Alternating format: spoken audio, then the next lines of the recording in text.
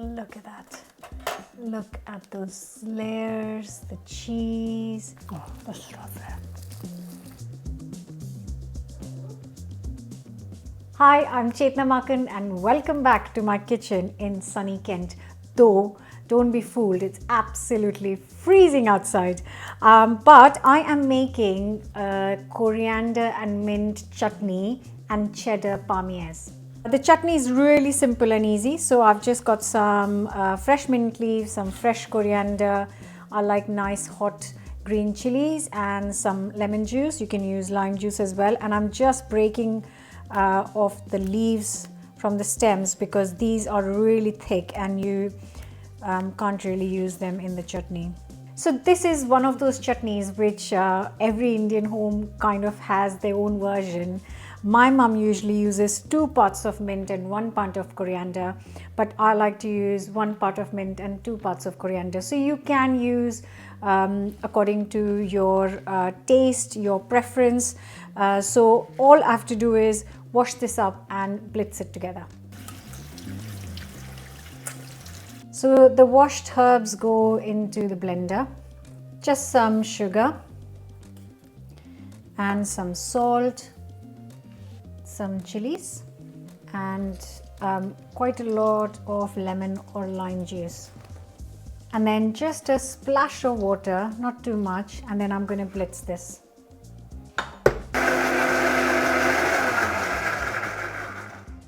Just be patient with it and don't be tempted to add too much water if it's not blitzing. You can use a pestle and mortar if you don't have the right size blender, or you can use a smaller blender. This is such a lovely chutney to enjoy it with any kind of meal, Indian. Just dip some crisps in this, it's just beautiful. And I've just got a block of cheddar cheese here which I am grating.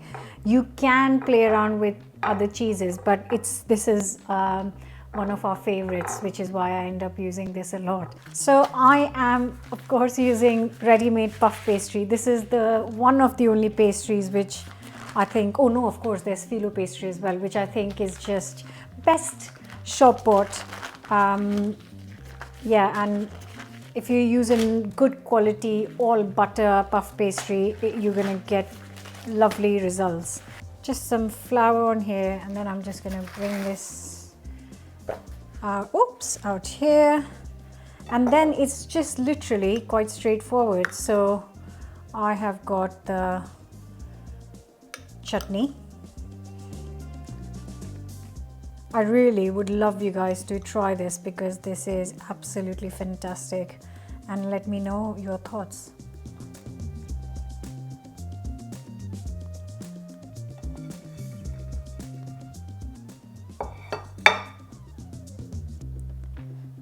Just pressing it down a little, and I am going to roll it from the long side. Try and, if you can, just fold the first bit and then from there just make it really tight.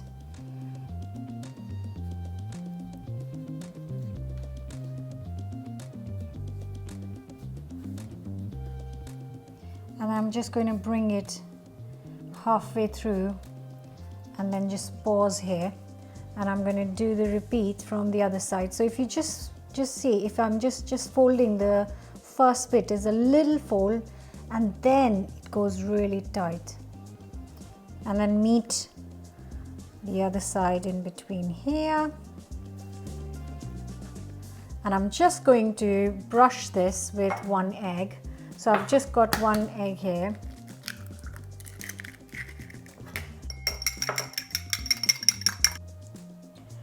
Just going to brush the middle of the pastry so that I can seal it, and then they will stick together here like this. And just turn it over and just use a sharp knife and cut it into pieces.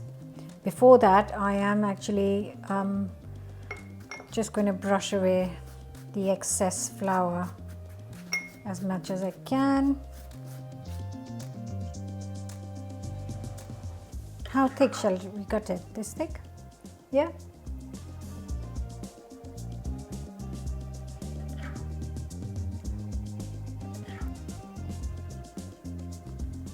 Look at these. Just going to place them on some baking sheet.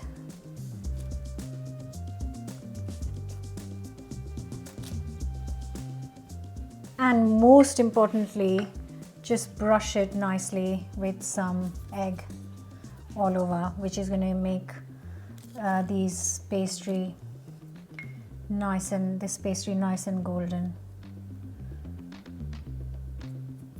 I love making these because they are so quick to prepare, and I have made them sometimes when friends have just arrived and I want some snack with the drinks, or these are great for lunch boxes, picnics.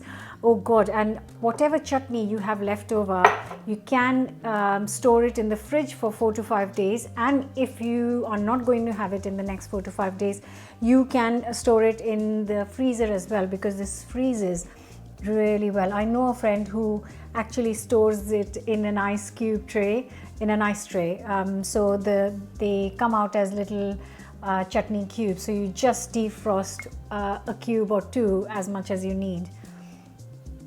And I've got the oven nice and hot at 180 fan, 180 fan or 200C, nice and hot, so that the pastry puffs up nicely. And it will take around 25 to 30 minutes, but I always keep a close eye because you can tell when they're done, because they turn nicely and golden.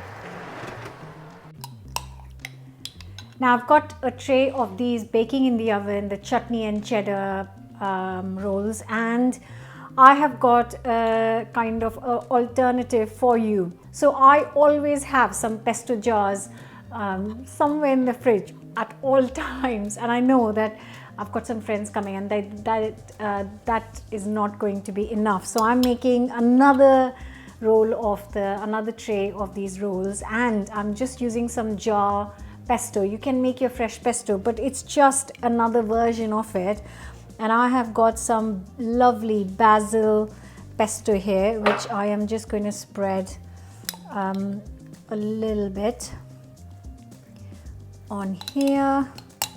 And you don't need tons and tons, because pesto is really quite kind of salty, and you just need a little hint of flavor.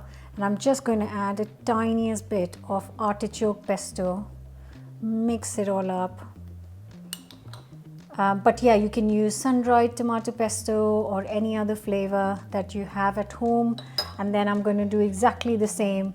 Sprinkle some cheddar on top. You can grate some parmesan if that's what you have and like. And all I'm going to do is roll this up, but I'm going to keep it slightly simpler this time.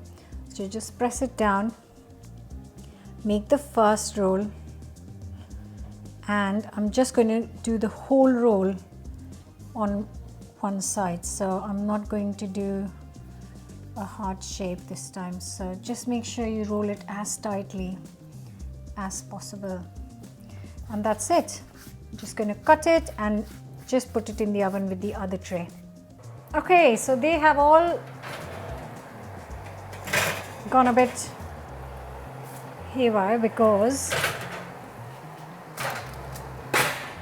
I made a big mistake. I was thinking something wasn't right. So when you cut the slices, put them flat on the baking tray, not standing up tall, because then they go all droopy and drunken. So learned the lesson. Look at that. Look at those layers, the cheese.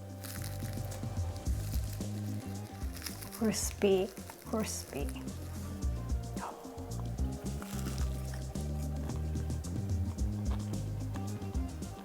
Oh, that's lovely.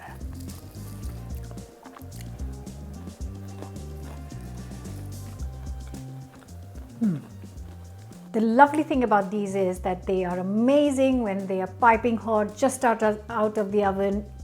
Let it rest for 5 minutes and then you can enjoy them nice and warm. But having said that, if you are preparing it for your picnic, lunch, or a party or a get together, they are delicious at room temperature as well. So however you try it, I hope you will enjoy this, and I will see you back very soon. Bye for now.